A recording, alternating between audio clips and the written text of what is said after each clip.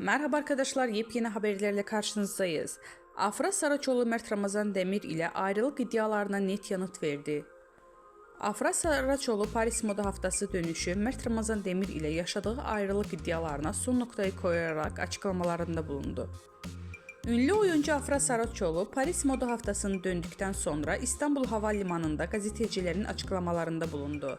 Son dönemde adı Mert Ramazan Demir ile yaşadığı ilişki hakkında çıkan ayrılık dedikoduları ile gündeme gelen Saraçoğlu bu iddialara açıklık getirdi.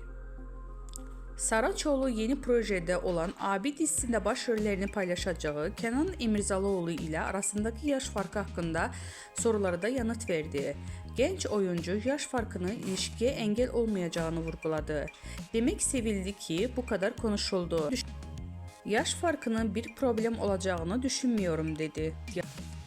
Gazetecilerin özel hayatı ile ilgili sorularına da açıklık veren Afra Saraçoğlu, Mert Ramazan Demir ile olan ilişkisini sonra erdiğini şu sözlerle doğruladı. Artık bitti gitti.